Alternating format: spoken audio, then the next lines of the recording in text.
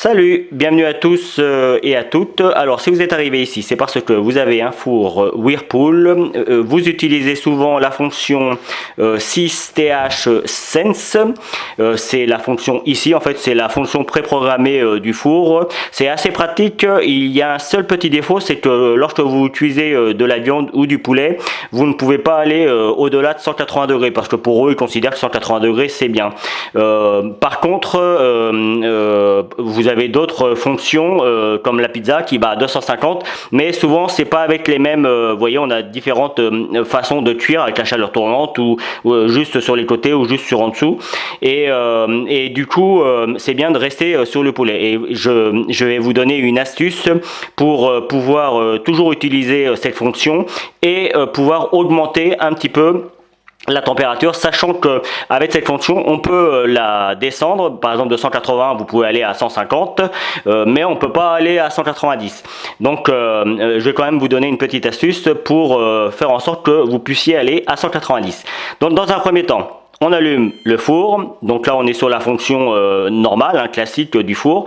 On appuie sur 6TH, là vous voyez on a 180 degrés.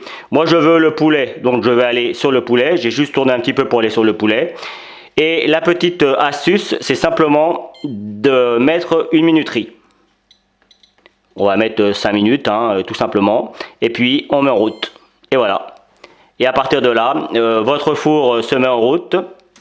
Voilà, le four s'est mis en route et vous allez voir, je vais pouvoir changer la température. J'attends juste d'avoir la température.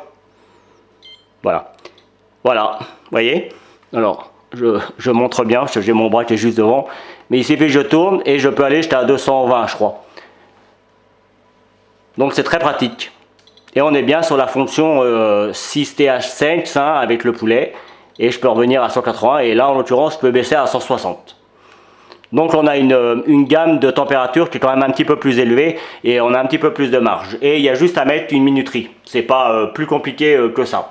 Et puis évidemment pour éteindre le four, il suffit juste de l'éteindre. Et c'est terminé. Voilà, j'espère que je vous ai appris quelque chose sur votre four Whirlpool. C'est une petite astuce. Je ne suis pas certain qu'elle servira à énormément de monde, mais je pense qu'elle est bonne à savoir quand même.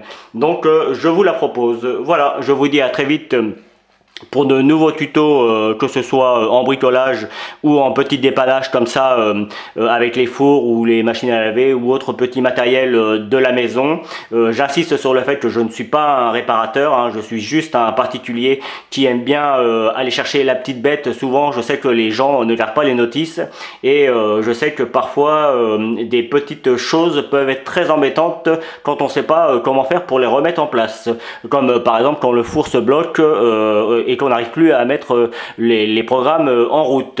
Donc voilà, je fais souvent ça, je fais un petit peu de jardinage également pour ceux qui aiment, et puis voilà, il y a déjà pas mal de choses à faire. D'ailleurs si vous avez des idées à proposer, si vous avez des choses que vous avez du mal à faire chez vous ou que vous aimeriez avoir plus de renseignements parce que parfois vous faites des recherches et vous trouvez rien, n'hésitez pas à me laisser un petit commentaire, et puis si c'est dans mes compétences, j'essaierai de faire une vidéo sur le sujet que vous me proposez.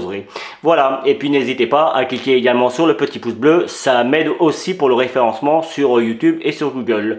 Je vous remercie infiniment pour cela. Je vous dis donc à très vite, et puis n'hésitez pas à vous abonner, bien évidemment.